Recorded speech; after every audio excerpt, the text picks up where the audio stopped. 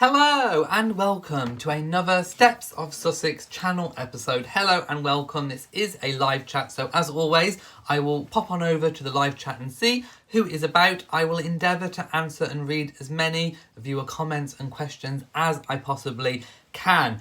Thank you so much again to all of the channel members. We now have over 40, about 42, 43 channel members. So thank you so much for supporting this channel beyond just watching the video. So thank you so much. Mwah. Right, so today is Thursday, the 18th of June 2020, and we have a little bit of an Archewell update. Well, the headline reads more than what it actually is, so we'll get into the detail of it in a moment. Also, oh my goodness, when will the issue of the security costs just die down? My goodness, the issue of the security costs seems to have re-emerged yet again. So I want to, in this video, for the second topic of conversation today, I want to give you what is more of an actual realistic cost of the Sussex's security, should they have obviously retained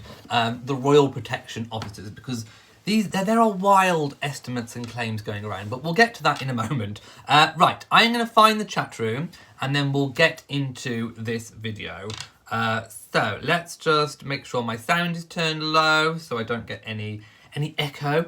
Right, I can see people are appearing. We have 68 people watching at the moment, so thank you so much if you are watching live. As always, feel free to leave a comment. Yes, hello and welcome to everyone. So let's go into the first topic of conversation. So we know Harry and Meghan were forced to announce earlier than what they had planned because the media had done a little bit of digging and they had found out because Harry and Meghan had filed for a trademark. They were doing some digging and they recognised that Archewell was likely to be Harry and Meghan's new non-profit organisation, foundation, whatever you want to call it, charitable endeavour going forward. So they kind of pressured Harry and Meghan into releasing, before they intended, the name of their charitable foundation, which was Archewell. Now, Archewell, we don't know the true pronunciation of it yet. So for now, I will carry on calling it Archewell. So we know that all of the legal work was going on behind the scenes. Now, I imagine that the press have probably been checking the documentation that is in the public domain. They have probably been checking it every single day to see if there are any updates or any changes and that kind of thing. So what they are claiming to have uncovered is that the application for their patent for Archewell has been, well, I quote, blocked, although we'll get into why I don't think it's blocked for a moment. And of course, they are going overboard with the headlines claiming that their new company, that their new endeavour has been rejected because they didn't pay fees or they were too vague, blah, blah, blah. However, it has not been rejected, which is why I've called the title of this video a setback. There was apparently, not as much detail in the application. Apparently, the documents weren't signed, and I don't know who they had to be signed by. Was it Harry and Meghan directly, or would it have been one of their legal team acting on their behalves? Also, the description of the charitable work they were going to do has come back as being a little bit too vague. So, it has not been rejected.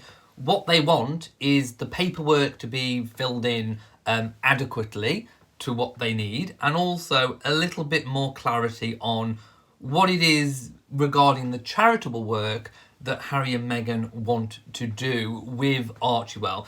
So, why wasn't it signed? I mean, I imagine that the reason why it probably wasn't signed by Harry and Meghan directly in the first place was probably for the very reason of how Archewell was discovered in the first place. They probably didn't want to attach their name to something that could identify it as belonging to them before they were ready. However, that's kind of not really going to cut it in terms of going forward. It needed to be signed. But like I say, we don't know whether it was signed by someone else on their behalf, on their legal team.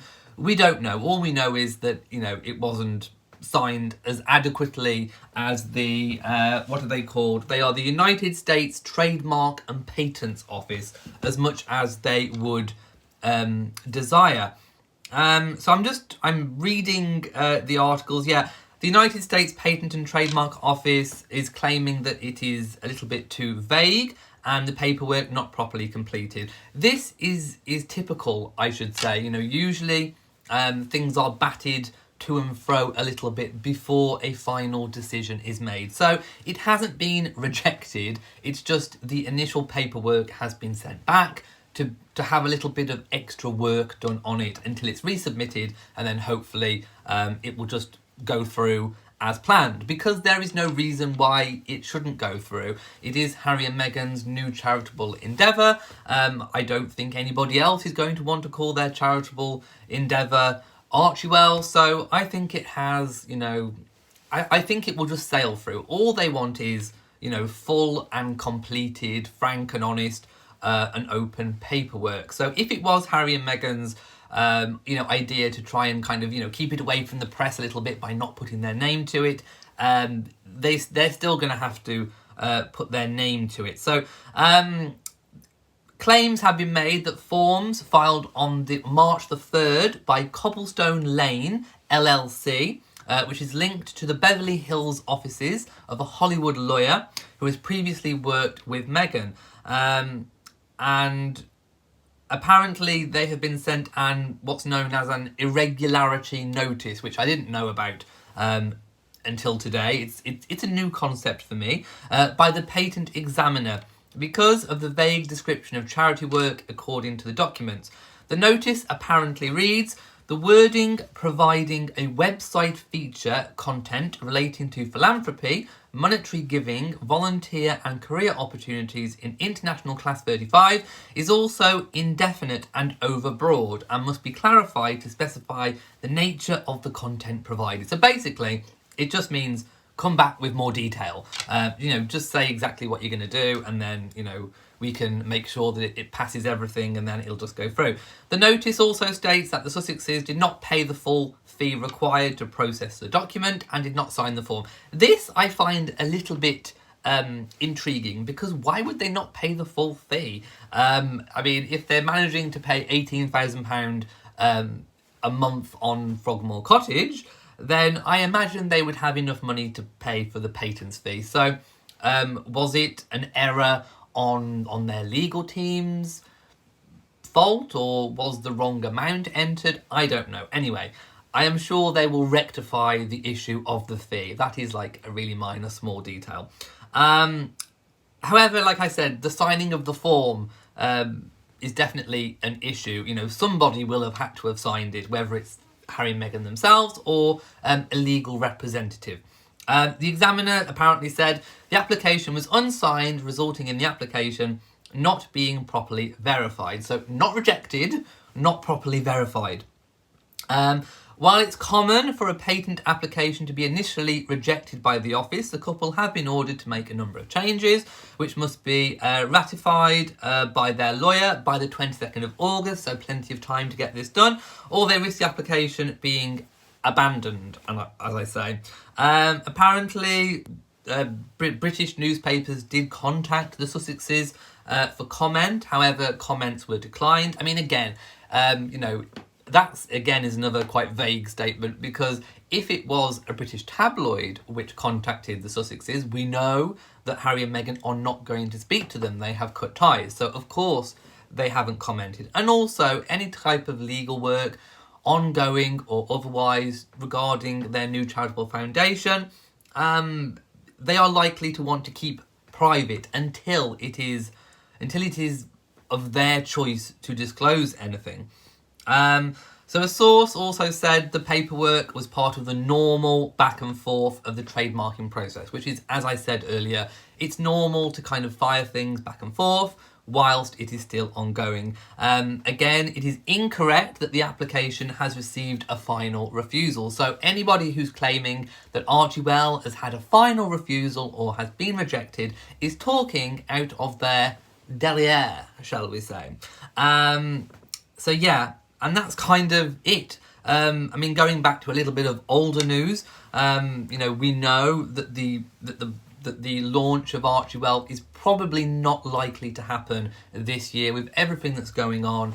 Coronavirus has most definitely delayed a lot of things for a lot of people. So I don't think we'll be seeing or hearing much of what's going to happen with ARCHEWELL this year. We may hear little bits of tittle-tattle coming out everywhere, but I think officially we probably won't have, a proper big launch of this charitable endeavour until next year, when, they'll be able to go ahead without any restrictions or any kind of hassle or bother. It also gives them enough time to work behind the scenes, quietly, privately, on getting this absolutely 100% right. But also how they'll probably be able to work out how ARCHEWELL will be able to help in a post-COVID, I say post-COVID, we'll be living with this for a long time, but, a post-initial COVID world. How will, whatever it is that they are cooking up behind the scenes, how will it be able to help in this new world in which we find ourselves? So before I move on to the story, hopefully I've, kind of clarified things and actually put out, what is likely to actually be the truth. Let's have a little peek at what people are saying. Genevieve, I completely agree. Any of the articles should be saying that it is completely normal for that to happen. It is the normal to and fro of the situation. And I believe it's probably the same here in the UK too. I've never tried to launch a patent, or file a patent, but I imagine it's the same. If something is a little bit too vague, they will ask for a little bit more clarity. You come back with a little bit more clarity, and then they either approve or reject the application. But the application has most definitely not been rejected at this stage. Right. Okay, I'm also going to move on now to the second story that I wanted to talk about today. And this is one that I am actually really fed up, sick and tired of talking about. It seems to rear its ugly head every couple of weeks or every few months. And that is the issue of the Sussex's security costs. So I've seen online and, in print, there has been a resurgence of how much the security of the Sussexes cost. There's been a resurgence of wild and crazy estimates, people talking about £20 million a year, people stirring up a lot more controversy regarding security costs. So I wanted to talk and actually kind of drill down to what would be an actual realistic cost of security. So we know that Harry and Meghan are privately funding their security costs at present. However, this £20 million estimate story relates very, very much to back when Harry and Meghan had just left the UK and they were residing in Canada. So I think one royal reporter in particular put out there that it was going to cost the taxpayer £20 million a year for Harry and Meghan's security. And, lots of other publications followed like sheep, and they kind of regurgitated this as the gospel. There were also other estimates going around at the time too that ranged anywhere from 1 million all the way up to the top of the 20 million. So I don't know why, but this story has kind of been dragged up again. It's not helpful, it's not useful, it's not clever to keep dragging it up. We know that Harry and Meghan are paying for their security costs privately. There's speculation, of course, of whether Prince Charles is helping with that too. But bottom line is, it's being paid for privately. We do not think that any royal protection officers that work for the Met are actually involved with their security at the moment.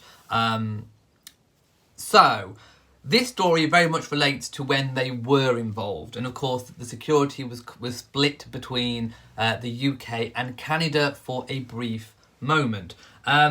So 20 million is definitely off the scale. £20 million a year is not a true estimate. However, somebody else estimated that it was going to cost maybe 100 and something thousand based on the costs of 30 something thousand pounds for the 2 months that they were in Canada.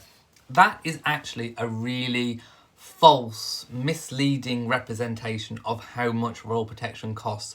Do not forget that that was obviously split and between the UK and Canada, but also Harry and Meghan were not actively going anywhere at the time. They were very, very much staying put in the Vancouver mansion, which they were staying at. There were no overseas trips or tours. They weren't going to engagements. They were very much in one place. So it wasn't a true representation of how much it costs. Also, it didn't include any of the local police costs that are normally involved with security, with crowd control and all the rest of it. So who would actually know how much royal security costs? The costs are never formally divulged because it is seen as a security issue. But Princess Diana's former royal protection officer, Ken Worth, did speak at the time about how much he estimated the cost to be. Now, let's put it this way. For lack of any official actual stats on this, who would I choose to believe? Would I choose to believe a royal reporter? Would I choose to believe somebody making up crazy estimates on the internet? Would I, who am I likely to believe? And the one person that I am likely to believe is somebody who has worked in the industry, who knows how much royal protection officers' salaries are, who knows what work is involved in that. Now, Ken Worth, I have read both of his books, which he has put out about guarding and protecting Princess Diana. He knows his stuff, and he said at the time of Harry and Meghan stepping back, that that Harry, Meghan, and Archie would require a team of 8 royal protection officers. Now, each of those royal protection officers cost a salary of 100,000 British pounds. So this is coming from someone who actually knows how much they are paid because he was one himself. So I'm not going to argue with that. If I'm going to believe anybody, I'm going to believe Ken Worth. Now, it's not just as simple as saying that is their salary. There are also additional costs added onto that, such as their accommodation. Are they living on site?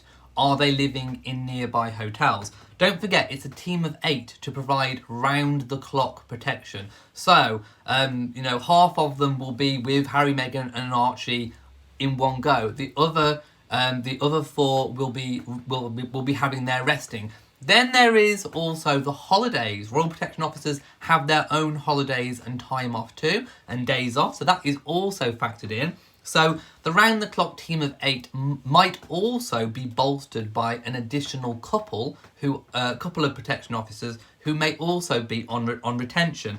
So there you have an initial cost of £1 million just on staffing costs before you take into account the accommodation of those, potentially up to 10 security officers. Are they staying on the property? Are they staying in a hotel? Are you renting a house for them? That needs to be factored in too. Then there are flights and accommodation. So when Harry and Meghan are, zooming around the world, here, there and everywhere, doing their engagements, launching ARCHEWELL, they will require flights. Also, the team of 8 to 10 protection officers will require flights and accommodation whilst they are wherever it is they are in the world doing whatever it is they're doing. Then, Royal Protection Officers work by doing recce's. They go to the engagements that Harry and Meghan are going to go to, and they actually assess the situation for safety. So then you've got almost the cost of 2 trips, because the protection officers or two of them, have to go and do an advance recce to make sure, that it's going to be safe, to check out the hotels, to check out the routes, to liaise with the local police of that area to make sure that things are safe and secure. That is an additional cost on top of that. Then we have, then we have all of the additional costs that are not factored into the personal cost of security, such as when they're on an engagement or a tour, what the cost of to the local taxpayer is of the policing, the crowd control, the barriers, the cordoning off of places, the ambulances on retention for the potential risks that could be involved. There are additional costs. So anyway, not talking about those costs, just going on the team of 8 and 8 to 10, wages, salary, flights, accommodation, recce's, Ken Wharf estimates a much more reasonable cost of £2 to £3 million a year. I would probably say, depending on how internationally active Harry and Meghan are going to be, in other words, how much transport they're going to do, how many engagements they're going to take, I would probably say that it's more in the region of the 2 million. But anyway, a realistic estimate is 2 to 3 million. 20 million is way off the scale. A few 100,000 is way under what it would be. The most realistic figure is 2 to 3 million pounds a year. And there we have it. I don't want to hear any more about how much the security is costing. That is as good an estimate as we are ever going to get, made by someone who worked in the industry. Now, what is going to cost Harry and Meghan paying a private team, that is different. But going back to the earlier reports of 20 million for royal protection for the tax burden on taxpayers, estimate 2 to 3 million if it's done in the royal protection officer way. And there we go. So I don't want to hear any more from anyone else about how much it's costing. 2 to 3 million, and that is that. Right, I'm going to end today's live chat here. We have covered two stories. Hopefully, people will have an open, frank and honest discussion, as you usually do, in the comments section, of course. Stay respectful to everyone, and, I encourage people to voice their opinions and to have open, lively, but sensible debates and respectful debates about all of these topics, because I know that everyone is going to have a difference in opinions and views. Also, before I go, do check out my community page, because yesterday I did put out a call for action. I want to do a video where I answer your questions. So obviously I will pick the best questions. I'm not going to read all of the questions, and I've noticed quite a lot of people are putting opinion as their question, which doesn't really make for a good question. So really think of some good questions that you want me to answer, that I can use my extensive royal knowledge to really drill down on something that you really want to know. So please, I invite you, leave a question and I will pick the best of them to answer in an upcoming video. So if you've enjoyed this video and found it useful, please give it a big old thumbs up. Don't forget to share on social media, and also do hit the bell so that you know whenever I upload a new video. Also, of course, please do remember to subscribe to the channel. We are well over 5,000 in number and strength now. So from me in Shropshire, to you all, and goodbye, and stay safe.